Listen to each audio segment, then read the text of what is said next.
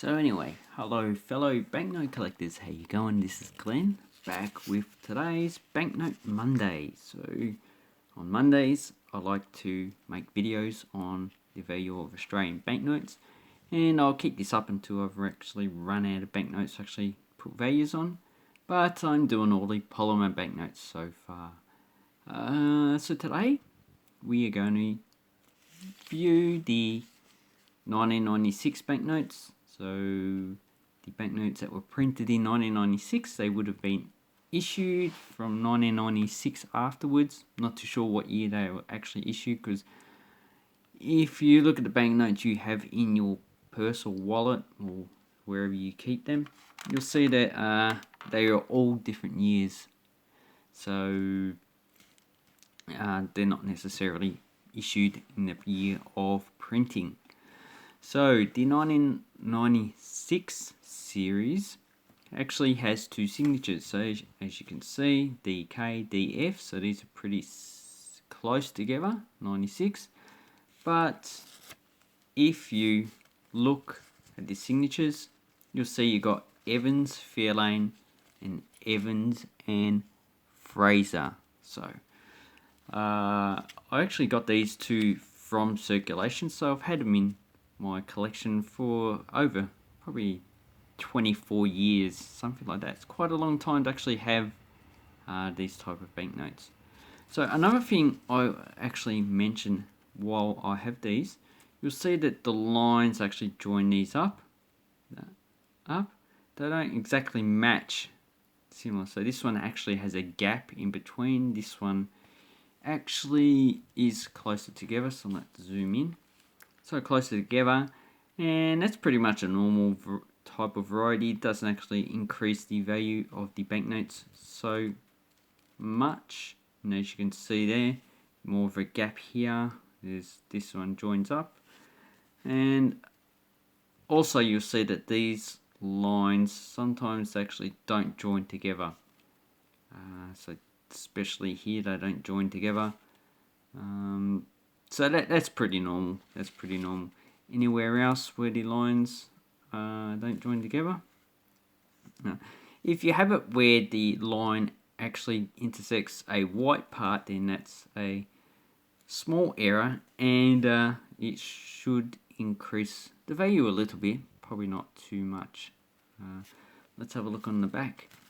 Do we have any type of differences? Now you'll see that there's actually, where you got the red and the purple joined together, there's a white line you can see there, and it's not here. Yeah, that's just a more normal variation as well. Doesn't really add value. You can see that there's white in between here, so that actually adds no value anyway. Just small varieties. You need the error to actually be a hell of a lot more pronounced, so that when you look at it, you don't have to go and find things. You can just see it straight away and go, yep, that's a major error. So with these banknotes, these are all pretty much in probably very fine condition, so both in the same grade, but the Fairlane and Evans, so the top banknote is actually worth a bit more than the Evans and Fraser. So these are general prefix, so the first prefix is BA and the last prefix is EA, and that's for both of them, because when they actually printed the signatures, they were using it probably based on number sequence. So they were using a number sequence, and then the letters, they actually started at BA and ended in EA. So really, you can get two BA banknotes with the two different signatures on them, and the same with EA, and the same with all these prefixes that go all the way through. So in this grade, so very fine, you'll probably be looking at, for the top banknote, probably about $10, and the bottom banknote probably about $8 in very fine condition. If you want to get them in uncirculated, which you can, the top banknote you'll probably be looking at probably about $20. The bottom banknote probably about 15 to 20, something like that. So really, the Evans and Fairlane banknotes have probably a 25% markup on the Evans and Fraser. So that indicates that there's actually more Evans and Fraser banknotes printed than Evans and Fairlane. Or that a lot more Evans and Fraser banknotes have actually survived. Now I can't remember too much about this time period. The one thing I can remember was that I actually had trouble trying to get this banknote. So that's just from memory.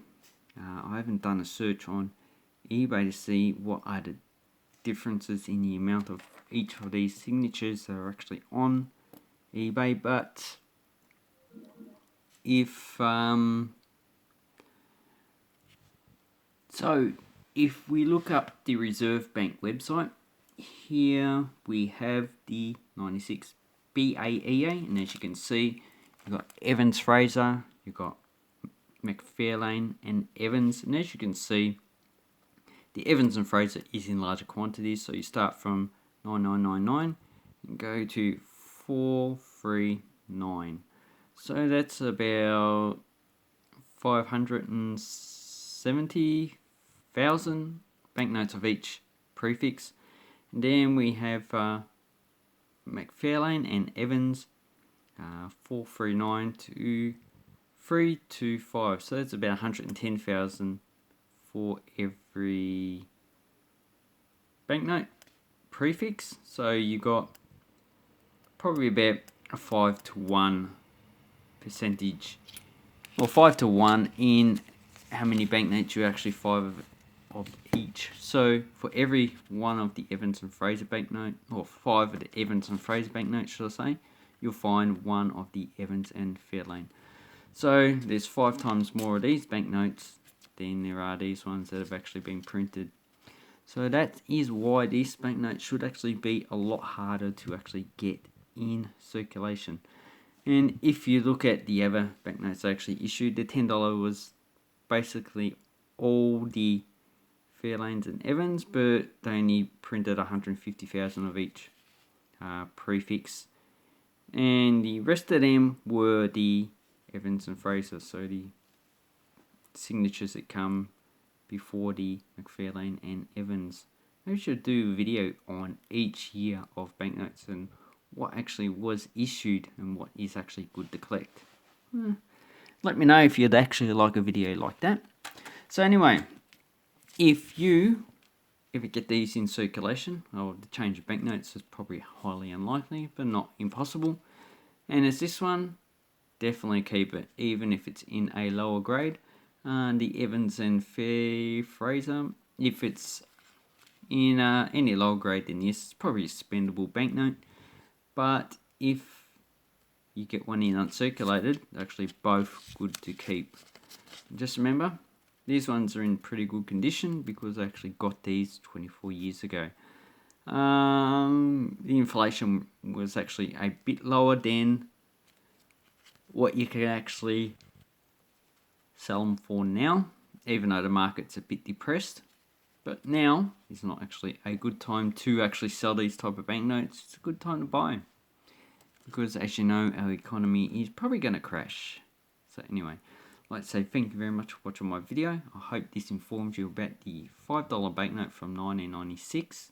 And also, please keep safe, keep everyone around you safe, and have an awesome coin collecting time. And I do have links below to Australian banknotes, and I also have an eBay store. So thank you and goodbye.